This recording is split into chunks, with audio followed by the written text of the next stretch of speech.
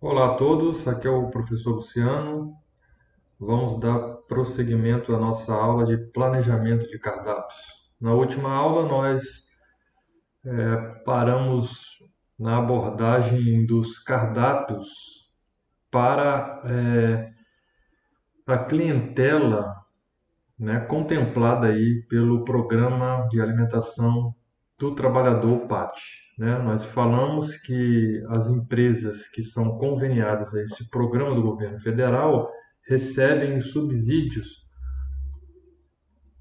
para a elaboração, né, para a compra e elaboração de parte dos insumos do cardápio. Em contrapartida, a norma que rege aí o PAT, né, ela impõe aí algumas obrigações em relação ao balanço nutricional desse cardápio. Então, a gente viu na última aula que em relação ao VET e macronutrientes, né, fibra e sódio, né, deve-se então respeitar os respectivos parâmetros de 2.000 calorias para o VET, uma distribuição percentual de calorias em relação ao VET para carboidrato de 55 a 75, de proteína de 10 a 15, gorduras totais entre 15 e 30, gorduras saturadas menor que 10%,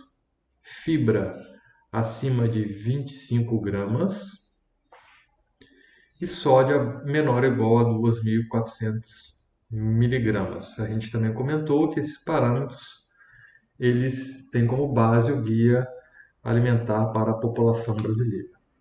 Então a gente tem aí esse cardápio dividido aí em grandes e pequenas refeições.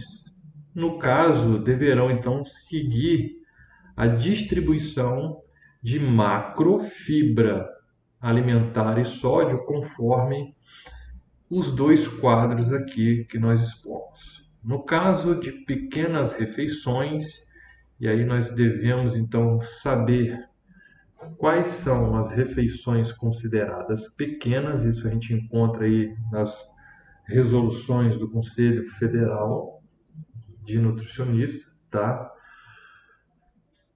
E para pequenas refeições e grandes refeições, a gente não vai ter nenhuma alteração em relação ao percentual de macronutrientes. Mas em fibras e sódios a gente tem que respeitar, né, esse limite então que a norma impõe. Para fibras, deve-se então conter nas pequenas refeições um teor entre 4 e 5 gramas. Nas grandes refeições, entre 7 e 10. Para o sódio, pequenas refeições, deve ser limitado entre a faixa de 360 e 480 miligramas e para as grandes refeições, 720 a 960 miligramas. Então, um exemplo de pequenas refeições ou pequena refeição seria de jejum e ceia, e de grandes refeições, almoço e jantar. Em relação às calorias, ok? A gente tem que para as pequenas refeições deve possuir de 300 a 400 refeições, admitindo-se um acréscimo de 20%. De 20% em relação a qual parâmetro? A que a gente acabou de ver, né? Anteriormente aqui, ó, esse é o parâmetro, né? Então, em relação a 2.000 calorias. Isso significa, então, um acréscimo permitido de 400 calorias. Então, pode-se ter nas pequenas refeições entre 300 e 800 calorias, certo? Admitindo-se aí esse acréscimo. Em relação ao VET total, novamente, né, a 2.000 calorias, as pequenas refeições, então, devem contemplar de 15 a 20% desse valor, ou seja, de 2.000 calorias. Em relação às grandes refeições, devem, então, possuir entre 600 e 800 calorias, admitindo-se um acréscimo de 20% em relação ao VET, ou seja, as mesmas 400 calorias. Então, portanto, pode variar, né, de 600 a 1.200, tá bom? Em relação ao VET total, as grandes refeições, por exemplo, almoço e jantar, devem possuir entre 30 a 40% deste VET. Bom, então como é que os trabalhadores, né, eles podem ser atendidos pelo programa de alimentação do trabalhador, tá? Então sempre é via alguma empresa, né? Então nós temos aí as empresas chamadas de beneficiária, as empresas fornecedoras e as empresas então prestadoras de serviço de alimentação coletiva. Essas três formas são formas possíveis de se aderir ao programa de alimentação do trabalhador. Bom, no primeiro caso da empresa beneficiária, concede-se então um benefício alimentação ao trabalhador por ela contratado, ok?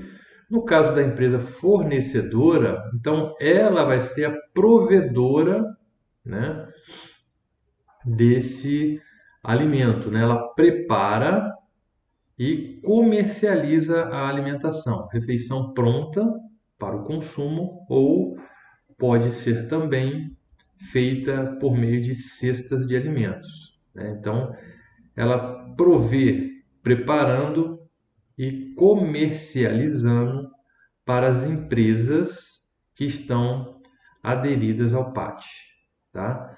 Também há algumas exigências em relação à norma, né? Por exemplo, a contratação de um nutricionista RT, né, para a empresa fornecedora, de forma que se cumpra, então, esses parâmetros nutricionais, né, que a gente acabou de ver. E a empresa prestadora de serviço de alimentação coletiva, né, que pode ser aí por meio de tickets ou cartões eletrônicos para aquisição de gêneros alimentícios em supermercados, né, ou outros estabelecimentos, ou para refeições em restaurantes, no caso aí de restaurantes conveniados.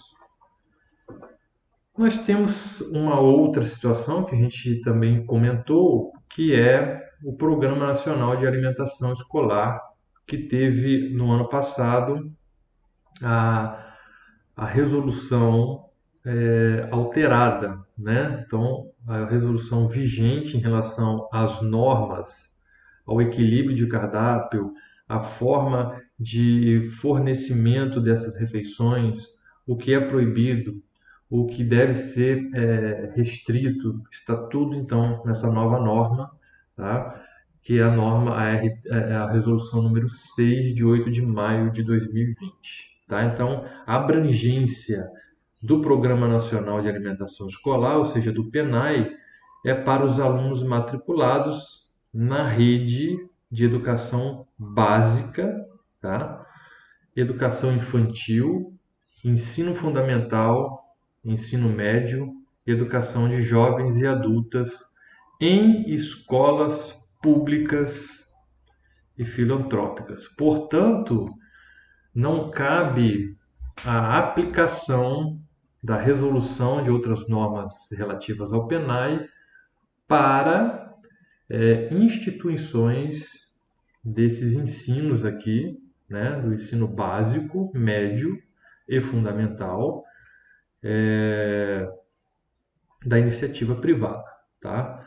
Então, em suma, 70% dos recursos financeiros destinados a este programa devem ser gastos com alimentos básicos, né? e com a valorização dos hábitos alimentares regionais. E também tem outras legislações envolvidas na aquisição de alimentos para esses alunos, né? Entre elas são as legislações relacionadas à agricultura familiar, ou seja, a aquisição de alimentos pela agricultura familiar. Então, 30% de toda a verba destinada à merenda escolar, né, dessas instituições de ensino devem ser destinadas à compra de produtos de origem de agricultura familiar, ou seja, essa compra é realizada por meio de chamada pública, tá? Bom, o cardápio planejado com os recursos do PENAE deve garantir o atendimento de, no mínimo, 20% das necessidades nutricionais diárias dos alunos em ensino regular, 30% de estudantes indígenas e quilombolas, incluindo naquele alimentos regionais oriundos da agricultura familiar. Nós temos, para ser mais precisos, nessa resolução que eu acabei de comentar, a resolução número 6 de 8 de maio de 2020, então, toda a regra em relação à composição, né, ao equilíbrio do cardápio, no que tange ao valor calórico de macro e micronutrientes, tá?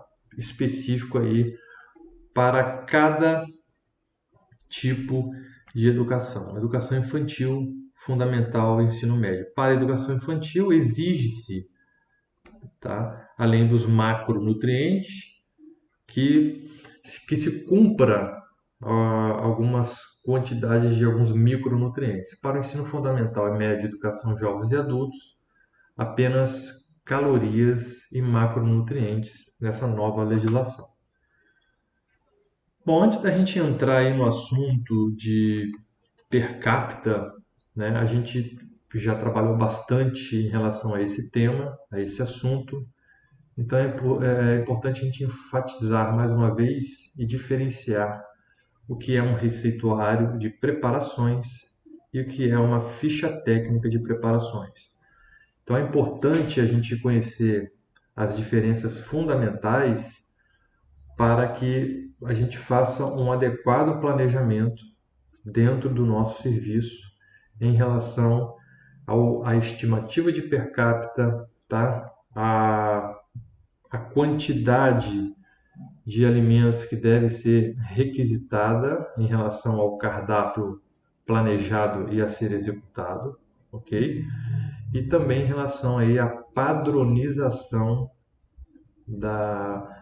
do preparo dessas refeições. Então, o receituário de preparações é um formulário que contém ingredientes, técnicas culinárias e dietéticas, tempo de preparo e rendimento das receitas utilizadas na produção de refeições. Ok?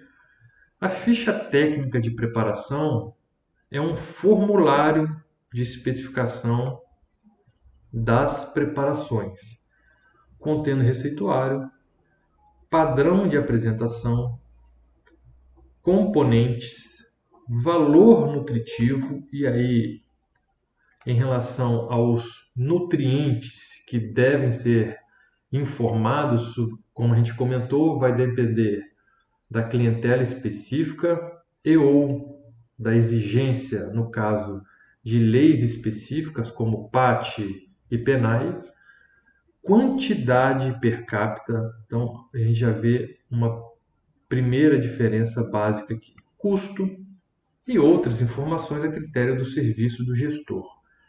Então percebam que o receituário de preparações é aquela ferramenta, aquele documento que vai ser destinado ao setor de produção para a elaboração de determinado prato, que nele deve conter as quantidades de cada ingrediente, as proporções entre eles, as técnicas de preparo, ou seja, as técnicas culinárias e dietéticas, né? Consequentemente com o modo de preparo. Então percebam que para se gerar dados, se conhecer de fato os dados do processo e que você consiga levantar uma estatística desse processo, de forma a conhecer, né, o custo do seu serviço. Com base nisso, a quantidade média consumida em determinado período, seja dia, semana, mês e ano, né? Que vai te dar a base para planejamento de compra, certo? E, consequentemente, a redução do desperdício e dos custos envolvidos com o desperdício.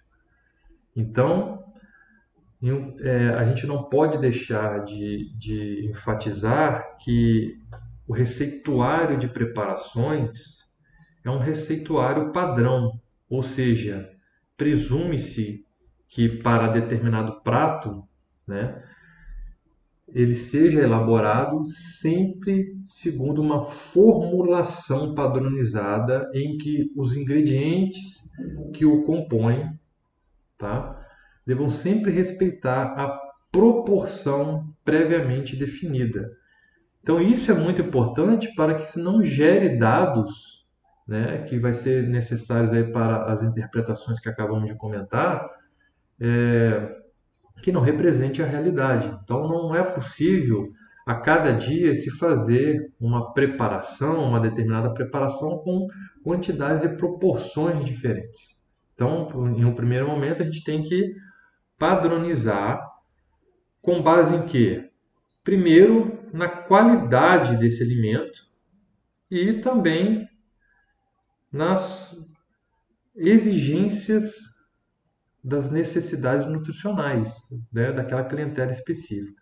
Então, se você tem, por exemplo, um prato arroz refogado, deve-se então estudar qual é a melhor proporção em relação a todos os ingredientes que compõem esse prato, de forma não só atender à questão qualitativa, que é a aceitação desse prato, ou seja, considerando todo o sensorial envolvido, sabor, odor, aparência, correto? Mas também nós temos que considerar, ok? O balanço ou equilíbrio nutricional.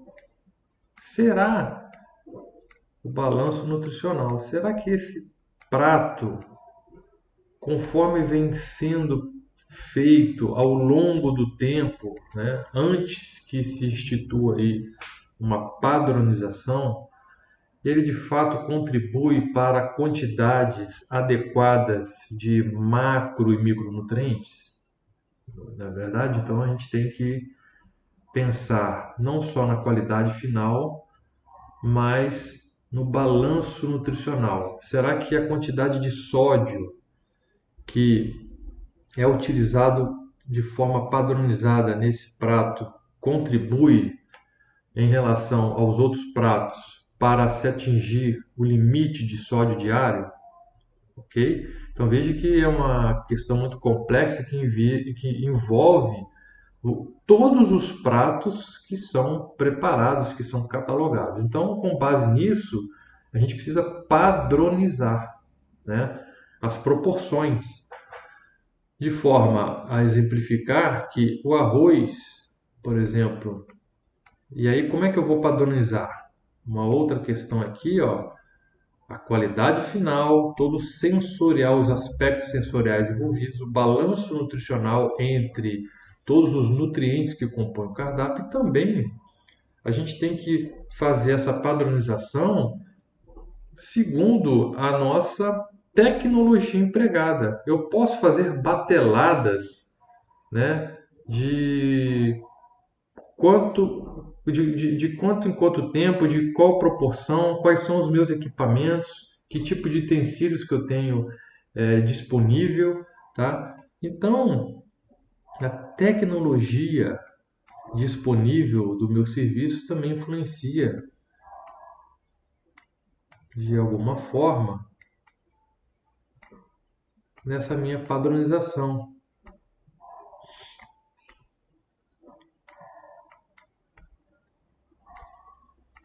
Então, por exemplo, eu vou colocar numa proporção, né? Posso colocar numa escala bem menor, mas eu vou extrapolar essa proporção. Por exemplo, se eu trabalho em uma WAN que elabora 5.000 refeições dia e que eu possuo equipamentos como caldeirões de 500 litros, então eu posso extrapolar essa proporção para quantidades maiores, né? Então, no receituário padrão, vai lá. A proporção de cada um eu já conheço, né? Na sua menor unidade, e depois eu extrapolo. Então, para cada 90 quilos de arroz, certo? Eu vou usar uma quantidade padronizada de cebola, certo? Eu vou usar uma quantidade padronizada de alho, né? Então, sempre mantendo a proporção, certo? E a minha ficha técnica de preparações é aquela que também contém aí algumas informações que estão no receituário de preparação, por exemplo, como o modo de preparo, mas que estão o quê? Elas estão em per capita, ou seja, em quantidades por pessoa ou por porção. E aí então a gente vai mais para frente conhecer aí como é que a gente deve estimar o per capita de serviço de alimentação com a modalidade aí self-service, ok? Então, quais são os objetivos, né, em relação ao planejamento de cardápio? Que se tenha o padrão de identidade e qualidade, tá? Ou seja, toda vez que eu vou consumir determinado prato nessa WAN, seja essa WAN institucional ou comercial, espera-se que ele tenha a mesma qualidade. Mas para isso eu preciso que respeitar, né, esse padrão. Primeiro definir o padrão, né, com base na minha qualidade final, a aparência, né, todos os sensoriais envolvidos, ok? O balanço nutricional, que aí advém aí de cálculos nutricionais, e ele pode ser adaptado segundo a minha tecnologia empregada. Se eu trabalho com caldeirões de 500 litros, eu posso fazer 90 quilos por vez.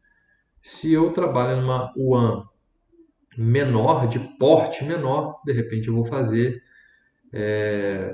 bateladas aí de 30, 20 quilos, certo?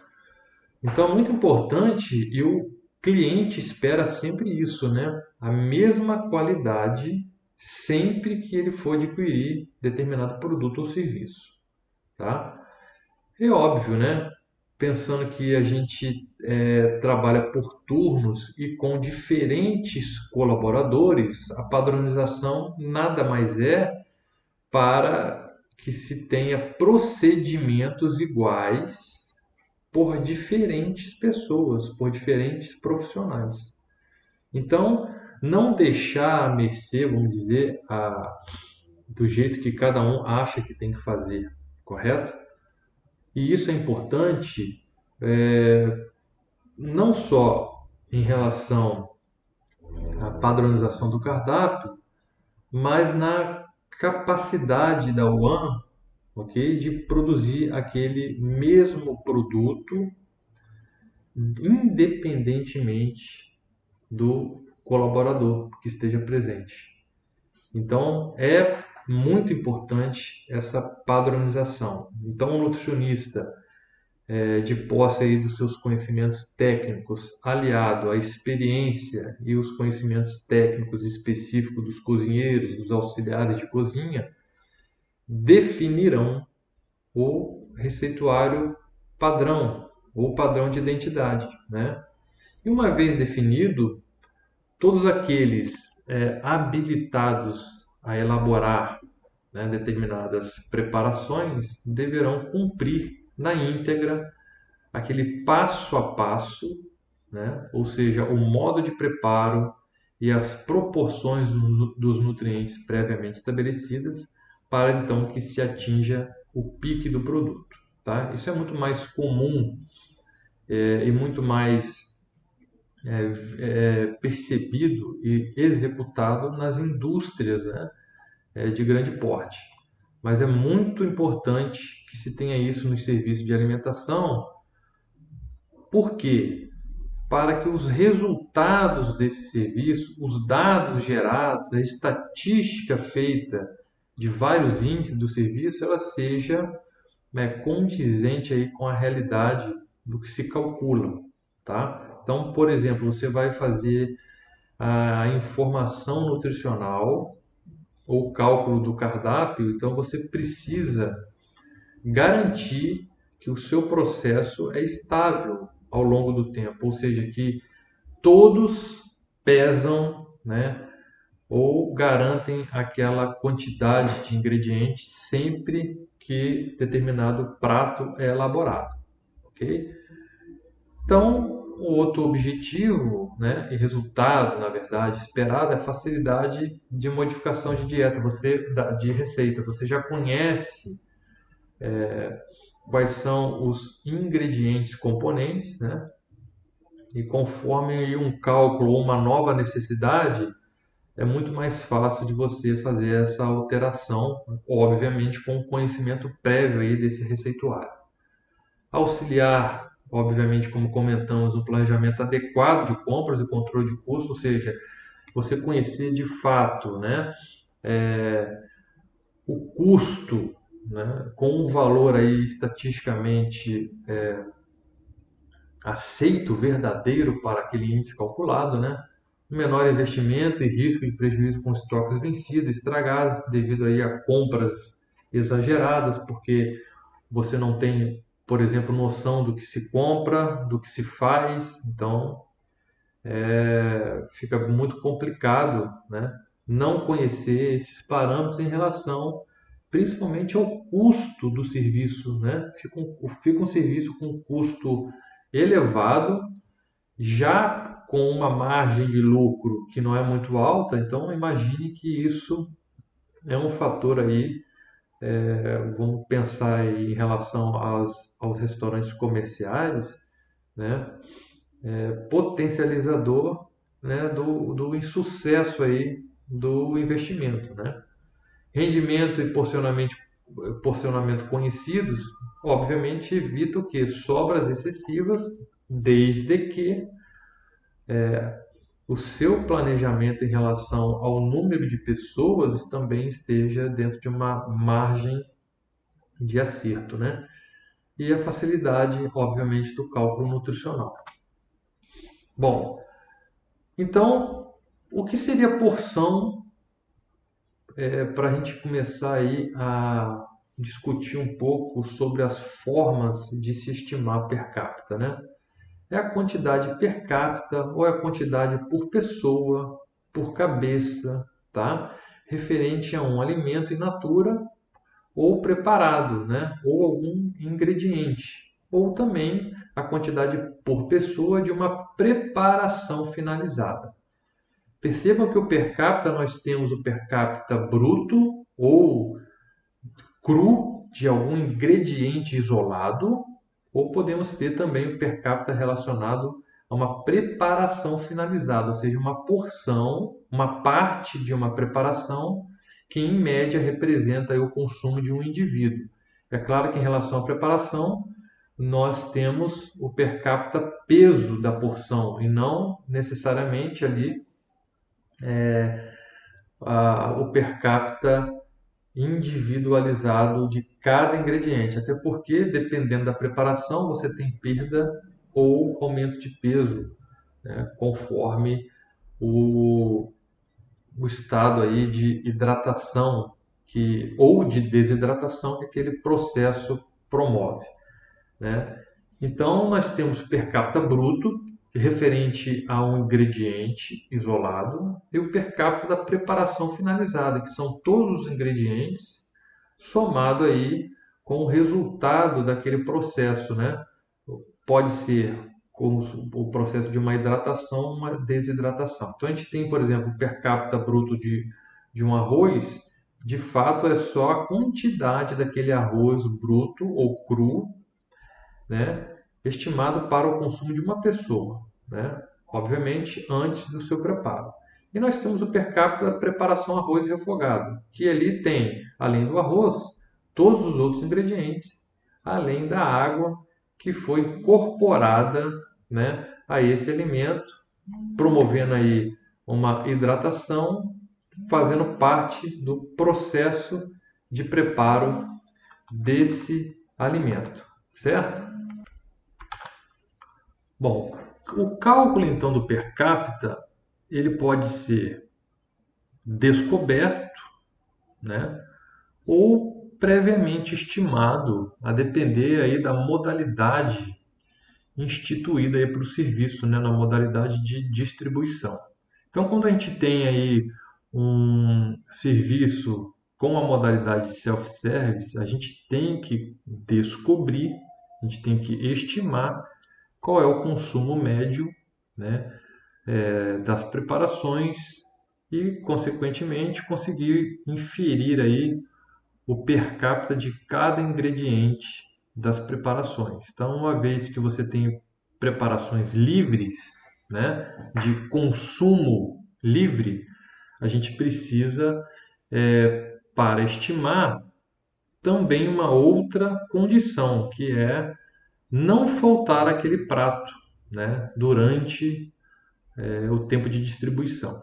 Então, o descoberto é a distribuição total, né? São preparações livres. Nesse caso, verificar se o per capita praticado atende às necessidades nutricionais, percentuais de distribuições e outras exigências aí, tanto em relação à legislação, quando for o caso, ou em relação aí à ciência da nutrição, certo? Então, a gente, para estimar o per capita de um serviço com modalidade self-service, a gente precisa que não falte essa preparação. Porque se essa preparação a distribuição dessa preparação é interrompida, você não vai ter como fazer estimativa naquele dia, certo?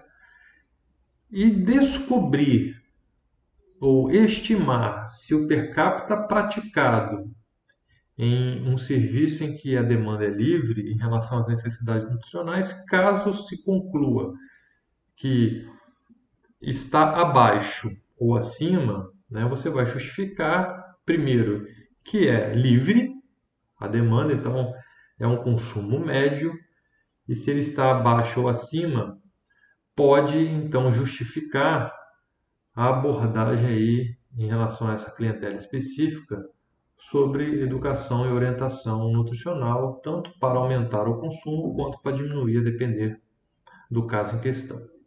Ok? Bom, calculados são preparações distribuídas, então, com porções previamente determinadas, que a gente já estudou, seria o tipo cafeteria, né? Então, no caso das preparações parciais, porcionamento de todos os pratos e também no caso de UANs, aí, estabelecimento de assistência à saúde e os pacientes internados. Então, já previamente se determina o per capita e, consequentemente, o serviço deve padronizar, né, esse porcionamento e, óbvio, conhecer, além da medida caseira, né, a massa daquele ingrediente, né? Então, por exemplo, uma colher de sopa, uma colher de servir. Então, o que que isso representa em termos de gramas, tá?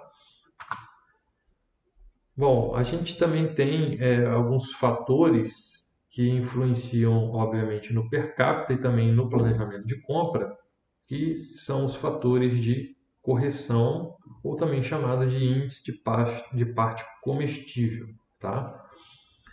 Que é o que? O peso bruto ou o peso inicial, seja a unidade que for utilizar, sobre o peso líquido. Então, é a razão do peso inicial pelo peso final. Lembrando sempre de trabalhar com unidades iguais. Se aqui você usou gramas, aqui você também tem que usar gramas. Então, avalie a quantidade de gênero e também a qualidade do fornecedor, né? Eficiência, treinamento de mão de obra, qualidade de equipamento, utensílio e auxilia no controle de custos na previsão de compra. Então, o que quero dizer com isso? O fator de correção, ele pode o quê? Avaliar, inferir a qualidade dos gêneros e, consequentemente, do fornecedor. Então, se você tem um fator de correção alto, ou seja, e aí a gente pode tomar como base aí fatores de correção, claro que com os devidos cuidados, né? A gente pode inferir aí a qualidade quando se encontra um fator de correção alto em relação à literatura, tá? Então, por exemplo, se você tem aí na literatura que o fator de correção do tomate é 1,05 e você encontra aí 1,2 no seu serviço, é fácil inferir que muito provavelmente esse tomate ele apresenta baixa qualidade, né? Teve, por exemplo, que ser removida aí partes estragadas, né? Ou foi descartada essas unidades estragadas, melhor dizendo. Pode também estar relacionada com o padrão do descasque ou da para do produto, seja por auxílio aí de algum descascador automático ou por um utensílio manual. Então, isso vai muito do treinamento individual de cada funcionário, como que aquele funcionário descasca, compreende? Então, um pode tirar, remover muito mais do que a casca em relação a outro funcionário. Então, a gente consegue, através da estimativa do fator de correção, tá?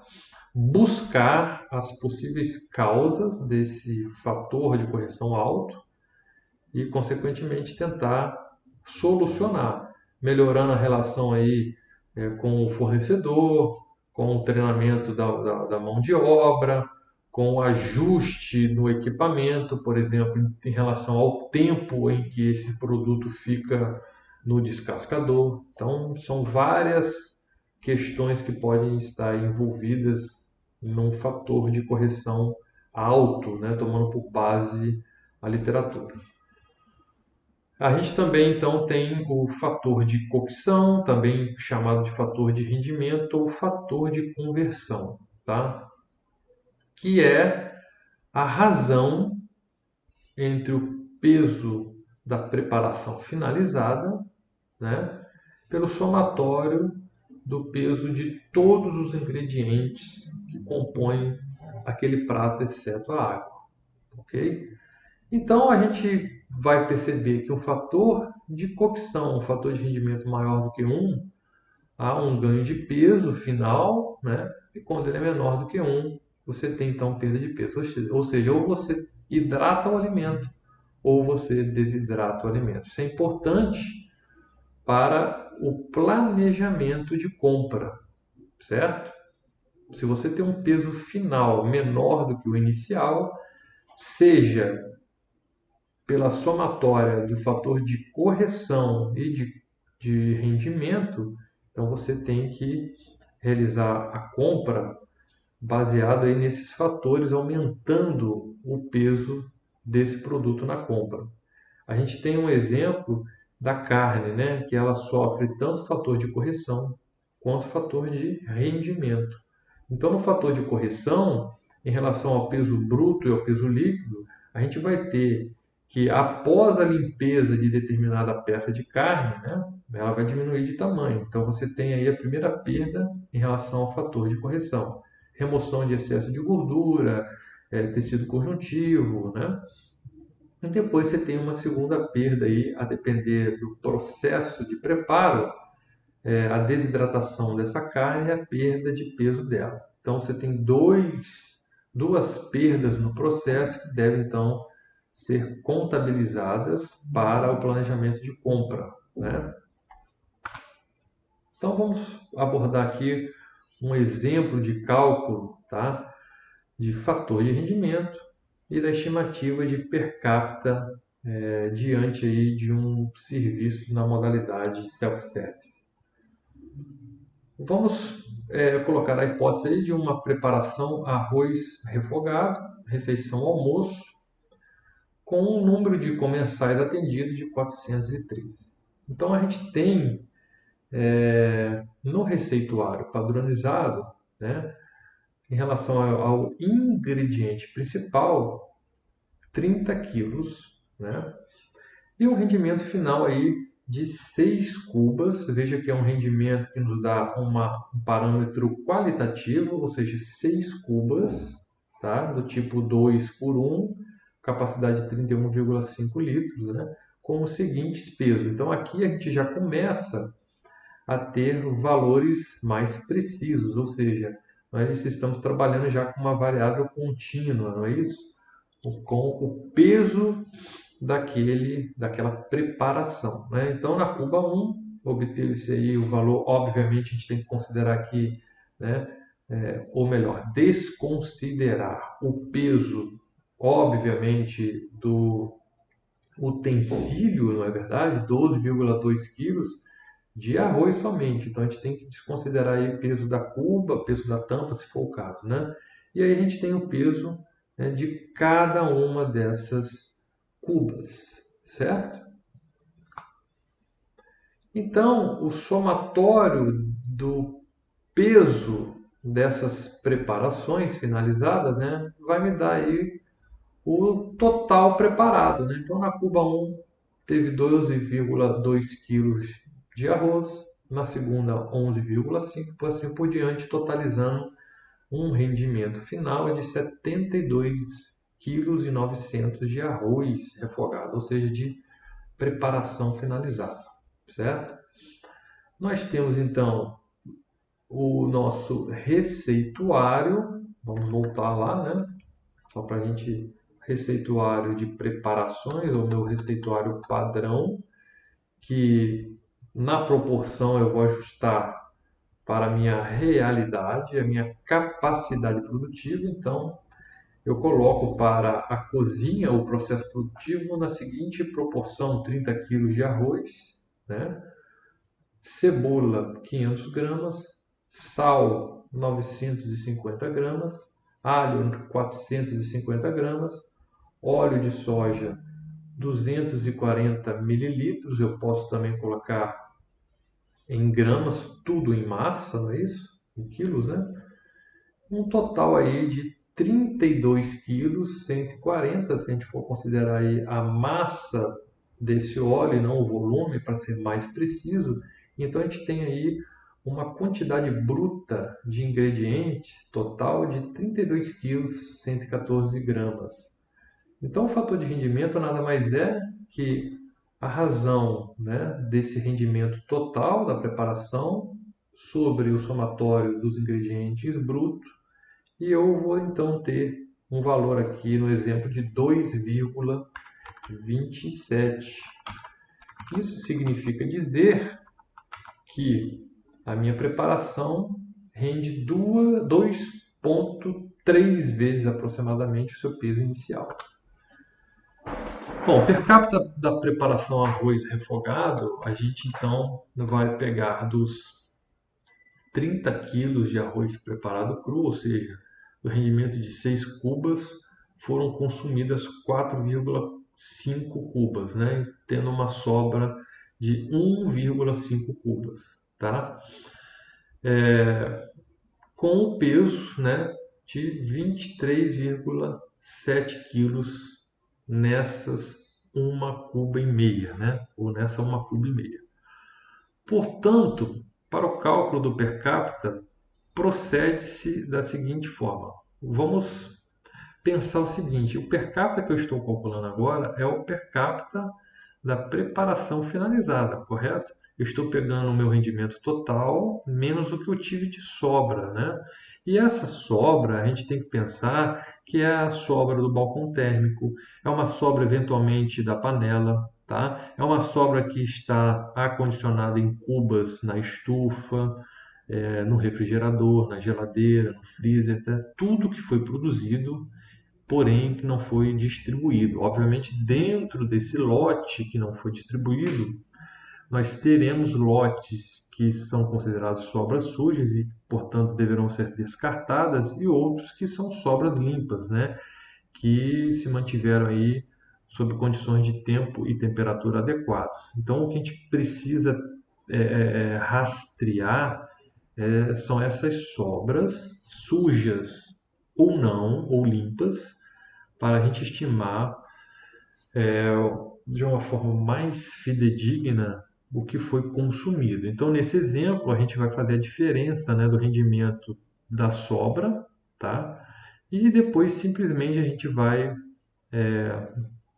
fazer a razão desse resultado pelo número de comensais, tá? Daquela preparação, daquele dia que você está calculando, daquela refeição que você está calculando.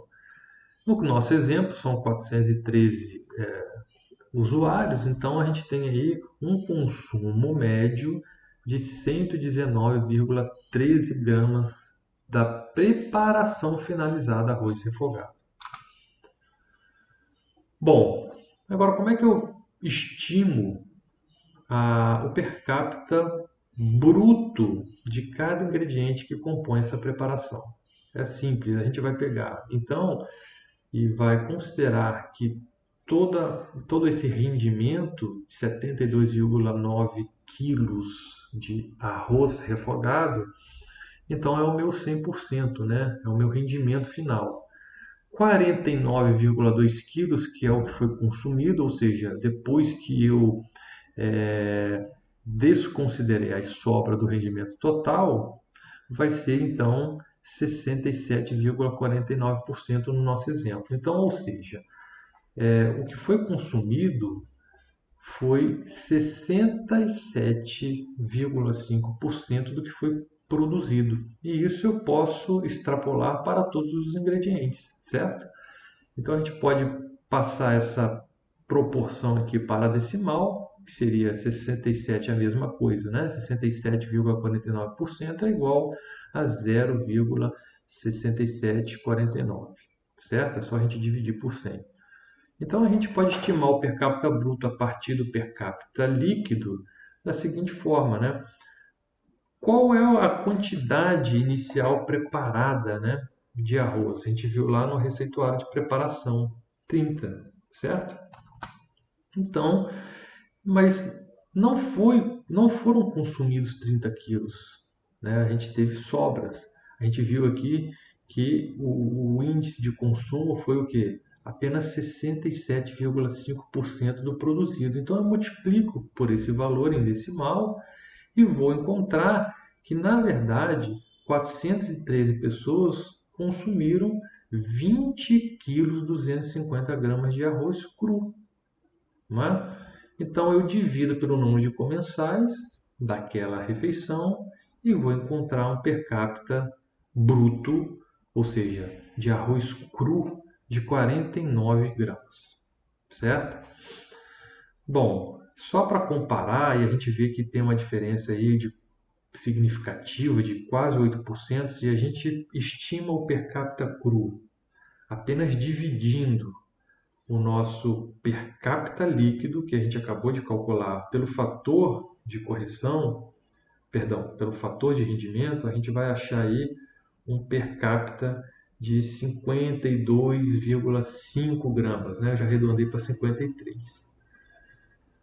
Bom, a gente tem essa diferença e essa forma de estimar, ela é menos sensível do que essa, porque aqui quando eu considero o fator de correção, de rendimento, perdão, da preparação, eu estou considerando, né, a contribuição de todos os demais ingredientes e também da água. A gente viu como é que se calcula, né, o fator de rendimento, né? Vai nessa fórmula, né, todos os ingredientes, inclusive a água, que aqui não está, né, que é a água que é adicionada para o preparo, que também deve ser padronizada e informada lá no modo de preparo.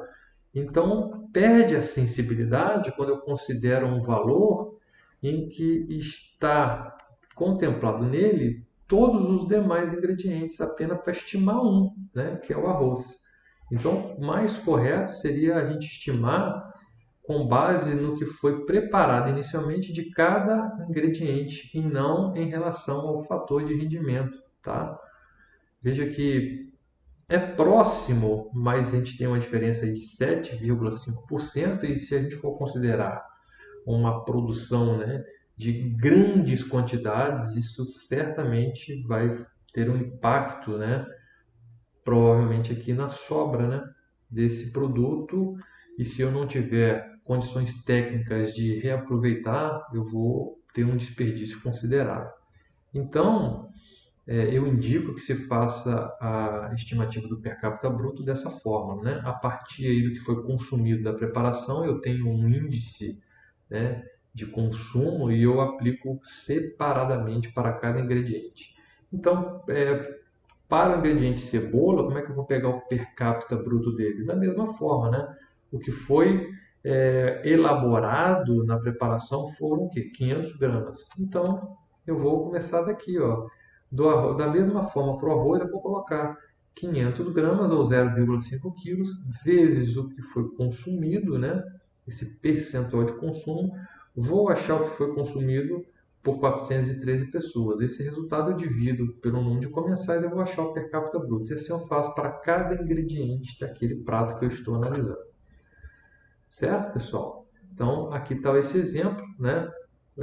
Para o alho, então, 0,5 gramas que estava lá no receituário de preparação, vezes o percentual, né, a proporção consumida, eu tenho então o resultado de 337 gramas, aqui eu já coloquei em gramas, dividido pelo número de comensais, eu tenho um per capita então de 0,8 gramas. Tá? O sal refinado da mesma forma e para todos os demais ingredientes. Tá bom, pessoal? Bom, per capita da preparação estimado por Cuba, né? Então é uma forma de estimar que leva em consideração aí uma estimativa, vamos dizer, qualitativa. Eu não faço pelo peso. Vamos, por exemplo, eu tenho o peso inicial dos meus produtos, né? Que eu não dependo de balança, de nenhuma medida, né? Por quê? Eu tenho lá aqui um pacote de 1 ou de 5 quilos de arroz, né? Então eu já tenho essa informação desse produto que chega para mim já industrializado, e na impossibilidade de estimar de uma forma mais precisa, né? Seja porque minha balança está descalibrada, ou eu não consegui ainda, né, fazer essa calibração, ou faltou luz em determinado momento, eu consigo aí, né, em algumas situações de exceção, fazer uma estimativa. É claro que fazer por cubas precisa de treinamento, porque todos os colaboradores envolvidos precisam fazer a mesma leitura, né? O que, que seria uma cuba cheia, uma cuba média, um terço de cuba? Então, veja que é uma análise qualitativa e que necessita de treinamento prévio, né? Qual é o nível da cuba que nós vamos considerar aí cada parte, né? O todo, o meio, um terço, ok?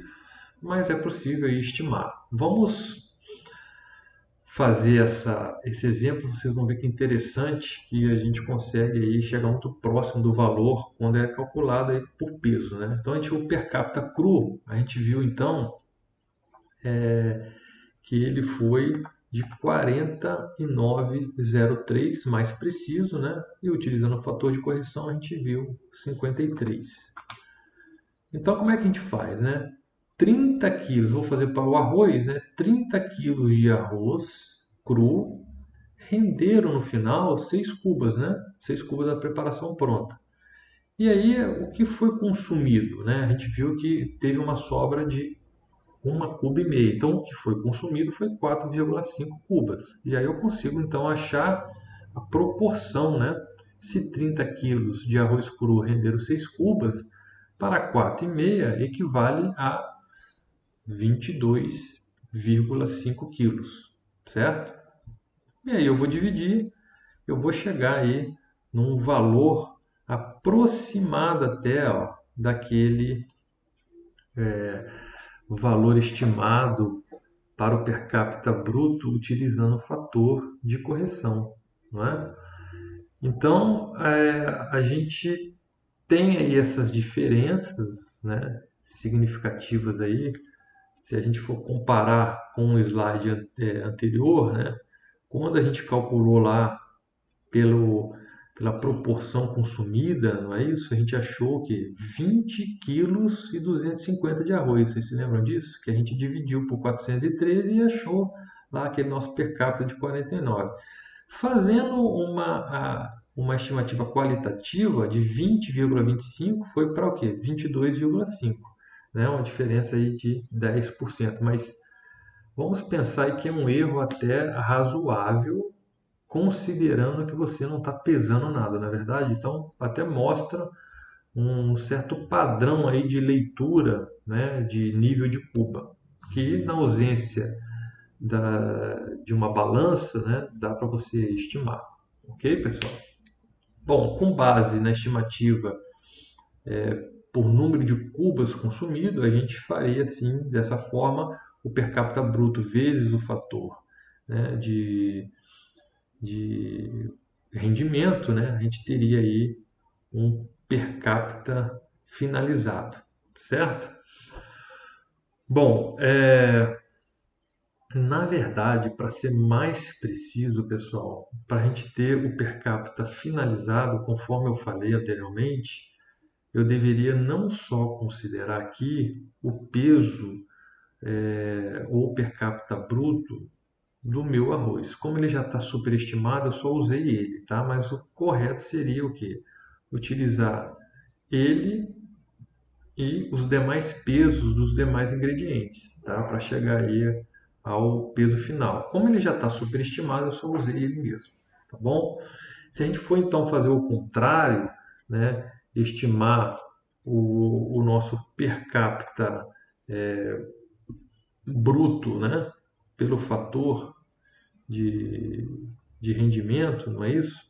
A gente precisa, na verdade, considerar todos os nossos ingredientes, não é verdade? Então, o que eu preciso fazer? Eu precisaria somar todos os meus brutos, tá bom? E aí, depois eu aplicar aí a fórmula com o fator de rendimento.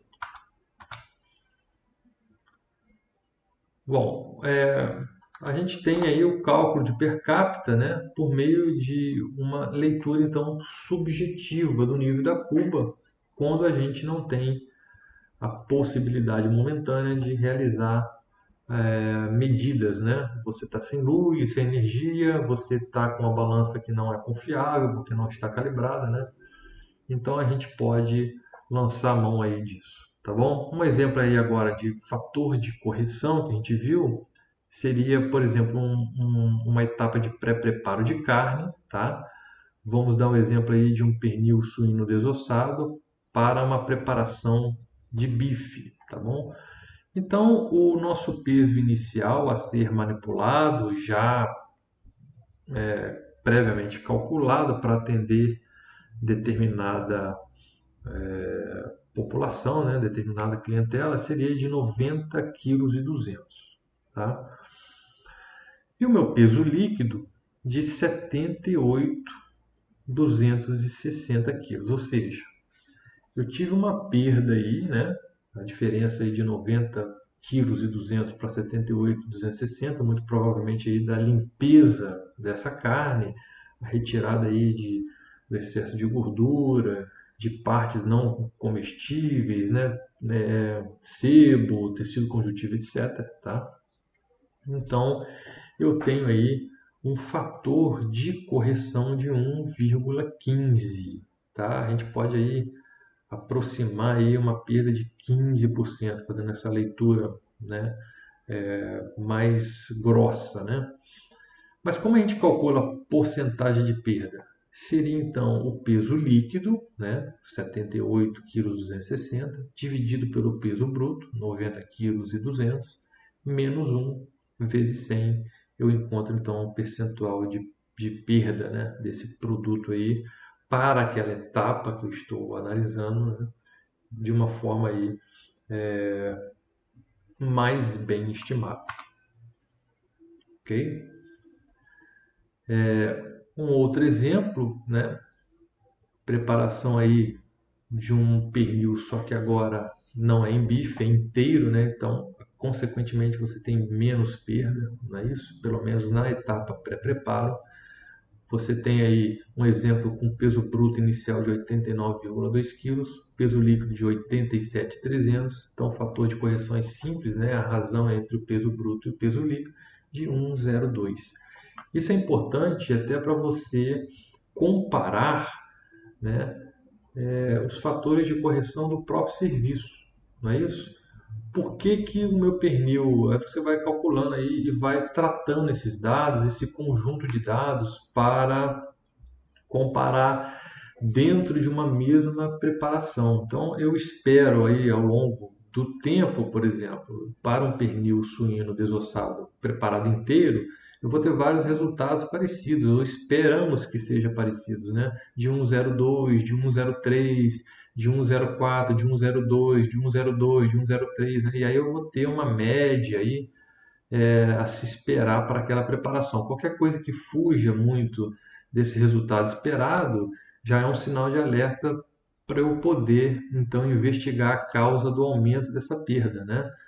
Qualidade desse produto, será que foi o manipulador que limpou demais essa peça, né? Essa peça veio mais gordurosa do que normalmente vem, e em relação à qualidade teve que remover mais. Então, isso tudo é importante a gente estar atento para avaliar e minimizar os custos com o desperdício, não é isso? Então, no nosso exemplo, a percentual de perda seria a aplicação então dessa fórmula, peso líquido sobre o peso bruto, menos 1 vezes 100, no caso seria de 2,13%.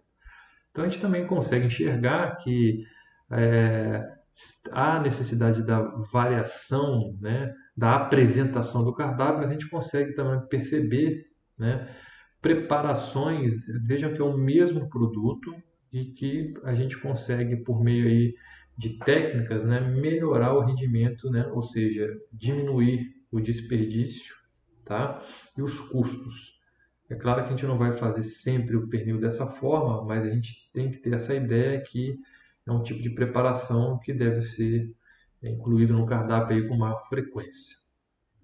Um exemplo, então, para os vegetais seria uma alface lisa, chifonada, né, com peso inicial de 22,370 kg. Depois de limpa, né, apresentou aí um peso de 15,01, fator de correção simples de se fazer, 1,49, e um percentual de perda de 32,9%. Então, é importante a gente avaliar, segundo aí a literatura, se isso representa muito ou está dentro da faixa, e se não estiver, o que pode ter acontecido? Será que a qualidade dessa alface, né? Será que foi o meu manipulador que limpou demais, tirou muita coisa que de repente não precisava, né? Não está aproveitando de uma forma mais eficiente, né, esse produto. Então, esses números, vejam, gerados dentro do serviço, são parâmetros para investigação e tomada de decisão. Bom, então a gente tem também, com tudo isso aí, a avaliação da nossa produção, né? Ou seja, a sobra, os restos, nos dá uma ideia, tá, da nossa produção, da aceitação do nosso cardápio pelos nossos clientes, não é isso? Porque, na verdade, quem vai determinar que determinado cardápio é bom ou não são os clientes, né? Não estou dizendo na parte nutricional, mas em relação à qualidade, né? ele atende às expectativas dos usuários. Não adianta você calcular um cardápio aí perfeito, segundo aí os critérios, né, nutricionais, mas que ninguém goste, né, desse produto, que ele não atenda aí o hábito alimentar dessa clientela, que ele não seja saboroso, que ele não atenda de uma forma geral aos aspectos sensoriais, tá, exigidos aí pela clientela. Isso significa, como a gente falou bem no início da aula, respeitar os hábitos alimentares, né, daquela clientela específica. Você está trabalhando com um público mais jovem. Será que esse público ele aceita um cardápio que geralmente é um cardápio mais aceito por um público com uma idade maior? Isso tudo tem que avaliar, né? Não é, vamos dizer aí, uma questão aí científica no sentido de adequação nutricional, mas que se você não se atentar, como a gente comentou, você pode incorrer aí na não aceitação em muitas sobras e muito desperdício, consequentemente, né, em aumento dos custos, diminuição da margem de lucro, tá? Ou ineficiência aí com da gestão aí da coisa pública, no caso de restaurantes institucionais, ok? Então, alguns conceitos importantes que a gente já comentou: sobras são alimentos produzidos e não distribuídos. A gente pode ter sobras inviáveis para o consumo e sobras viáveis, tá? Aquelas sobras de balcão térmico, ou seja, que ficaram expostas durante o tempo de distribuição, recomenda-se que elas devam ser descartadas. Por isso, a importância de aumentar a frequência de reposição desses alimentos, no caso aí do tipo self-service ou até mesmo cafeteria, tá? Para quê? Para que não sobre muito alimento ao final, né, da distribuição. E o pouco que sobrar, né, seja descartado. Agora, restos já são alimentos distribuídos e não consumidos, ou seja, aqueles que retornam no prato do comensal. E a gente tem aí um índice de resto, né, que é um parâmetro aí indireto que avalia a aceitação das refeições, né, do cardápio planejado, também do tamanho dos utensílios, de como esse alimento está sendo porcionado. Então, dá uma ideia em relação, pelo menos, a esses três parâmetros, né? A aceitação do cardápio, ou seja, se está retornando um prato com muito resto, ou seja, aquele cardápio não foi aceito, né? Presume-se isso. É claro que uma pessoa ou outra pode não consumir porque naquele dia não se sentiu bem, não necessariamente seja uma questão da qualidade do cardápio, mas de uma maneira geral ele mede isso sim, tá? E também, obviamente, o cardápio planejado, né? Claro, isso é um parâmetro para que você avalie aí algumas modificações, tá? E também essas modificações podem ser retirar ou diminuir a frequência de certos alimentos no cardápio ou adaptar ou readequar o tamanho das porções que estão sendo distribuídas, tá? Às vezes a porção, por exemplo, a gente trabalha às vezes, é muito comum trabalhar com um sistema de distribuição misto, né? Modalidade mista, cafeteria self-service, cafeteria para carnes, né? Que é um produto aí de maior custo em relação à matéria-prima gênero alimentício. Então, geralmente, os refeitórios, né, institucionais ou os comerciais cobram um pouco mais caro, né, caso você se sirva mais desse tipo de produto. Então, no caso do institucional, vale a pena aí padronizar aí esse tamanho de porção a ser distribuída, tá? Caso você tenha um retorno muito alto de resto, né? Bom, então o índice de resto nada mais é que o peso da refeição rejeitada, ou seja, você vai ter que ter um recipiente específico para acondicionar todos os restos de pratos que são devolvidos para a copa, tá? Para posteriormente você pesar todo esse resto.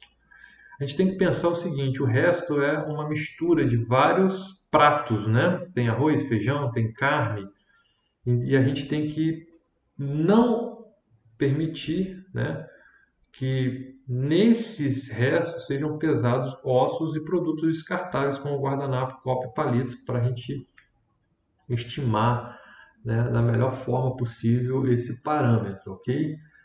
Então, seria o peso de todas as refeições rejeitadas, né, pelo peso da refeição distribuída. Então, o que seria isso? Toda a minha produção do dia. Eu preparei arroz, feijão, carne, uma guarnição, salada. Então, eu tenho que conhecer todo o meu rendimento. Como a gente falou ali, te deu o exemplo do arroz, eu tenho que conhecer de todas as minhas preparações e, obviamente, desconsiderar todas as minhas sobras, limpas ou sujas, tá? E com certeza, né? Os restos que já vai ser pesado aqui. Então, o meu índice de resto seria isso, né?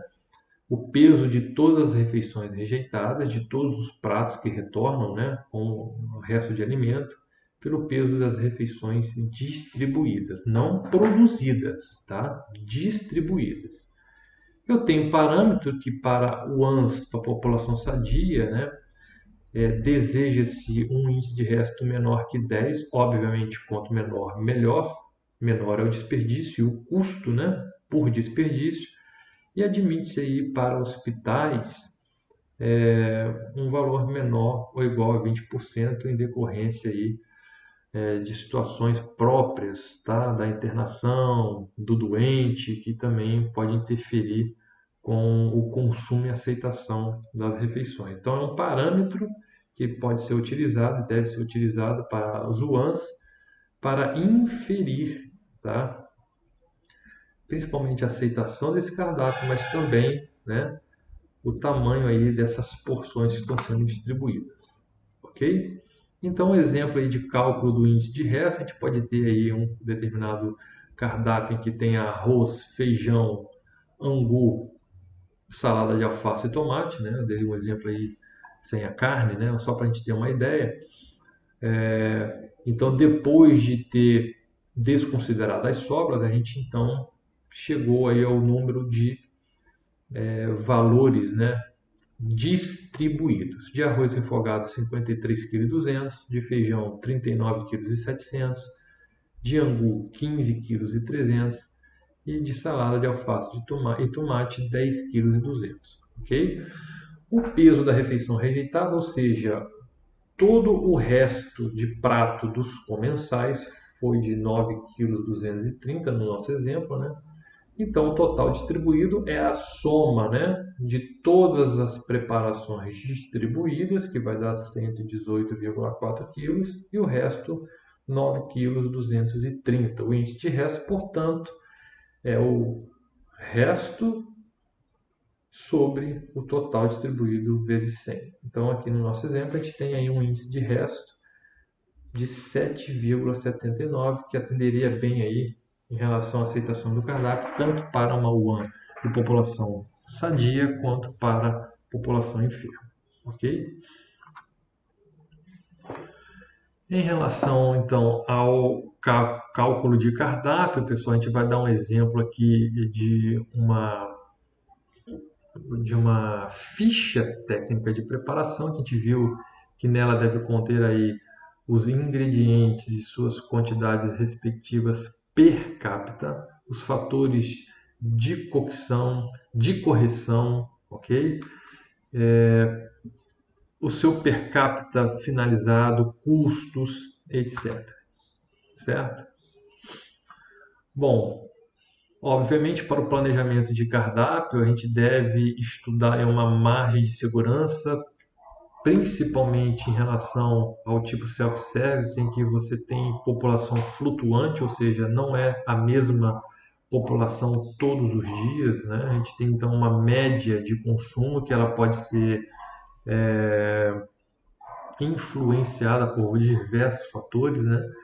Que devem ser estudados, né? E fazer uma diferença aí do maior para o menor dia de refeição, né? Uma diferença percentual e usar esse índice aí para a margem de segurança, né? Ao final aí do seu planejamento. A gente tem também o cálculo, tá? Do NDPcal para a gente ver a adequação, equilíbrio de proteína em relação às calorias distribuídas, que é uma das exigências do PAT, tá?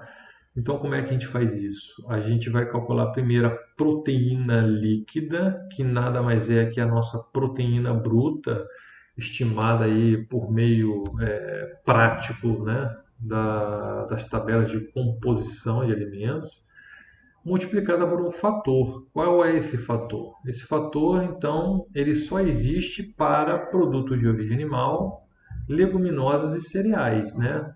Qualquer outro alimento que não seja aí desse grupo, né, produto animal, leguminosas e cereais, você não faz o cálculo, então, dessa proteína líquida e, consequentemente, não vai ser considerado para o cálculo do NDPK. Então, o NDPK é a relação entre calorias e proteína líquida de alto valor biológico. Como é que eu calculo a minha proteína líquida? Eu pego minha proteína bruta, né? Qual é a quantidade de proteína que tem em determinado alimento, como eu acabei de dizer, segundo recorrendo aí às tabelas de composição, ok? Eu multiplico então pelo meu fator de correção, se o meu alimento for de origem animal, leguminosas ou cereais, né? Então vamos dar um exemplo, se eu tenho aí um cálculo aí de um cardápio em que trata-se de um cereal, ok? Que contém aí 10 gramas, né, de proteína bruta, eu recorri à tabela de composição. Então eu vou multiplicar por 0,5 e vou então ter 5 gramas de proteína líquida daquele produto, certo? A gente tem alguns alimentos que são misturas, certo, de outros alimentos. Então a gente geralmente nesse caso utiliza o fator do alimento que está em maior proporção. E após a gente encontrar o valor de proteína líquida, que é a multiplicação da proteína bruta vezes o fator referente, a gente multiplica por 4, ok? Que são as calorias, né, que são geradas aí por cada grama de carboidrato, né, perdão, de proteína, perdão, e aí divide pelo VET e posteriormente multiplica por 100 para ter o valor em percentual. No caso do PAT, a gente tem então que, com tudo aquilo que a gente já conversou, daquelas regras e aquelas obrigações de atender alguns parâmetros nutricionais, também o cardápio deve apresentar um NDPCAL na faixa de 6 a 10%. Lembrando que abaixo você não está cumprindo com a legislação e acima você, enquanto prestador de serviço, por exemplo, para uma empresa do PAT, 11, 12, 13, você está tendo aí desperdício, uma vez que 10 já seria o suficiente, ok? Então, isso também impacta no custo e também na margem de lucro da empresa. E aí, por fim, a gente também deve sempre instituir, né, pesquisas de satisfação do cliente, sem dúvida, né, que é a nossa maior razão de existir. E a gente pode aplicar aí uma pesquisa simples, né, de qualidade da refeição, que é entre boa, regular ou ruim. Okay? Então, o indicador de satisfação do cliente, a gente tem essa fórmula aqui, não é isso? Que é 10 vezes o somatório, tá? Do números de opiniões boa, mais 5 vezes o somatório de opiniões regular, vezes o somatório, né, de opiniões ruins, ok? Dividido então pelo somatório aí, pelo total, né, de avaliações. Então, vamos fazer um exemplo aqui. Fez então uma pesquisa, correto? Com 140 clientes, sendo que desses clientes, 90 deles deram a opinião que a refeição era boa, 40 que era regular e 10 que era ruim. Então, para a gente estimar o indicador de satisfação do cliente, a gente vai aplicar a forma, né? 10 vezes o somatório das opiniões bom, mais 5 vezes o somatório da opinião regular, mais uma vez o somatório das opiniões ruim. Dividido então pelo total, né, de o N da pesquisa, e nós então encontraremos um ISC de 7,9 no nosso exemplo, né? Esse índice, então, estaria entre o 6 e o 8, não é isso? Então, ele está entre regular e boa, ok? É uma forma da gente também ter uma ideia, né, da qualidade aí do nosso serviço em relação à nossa clientela, ok, pessoal? Bom, por hoje é isso. A gente se vê então na próxima aula. Um forte abraço a todos.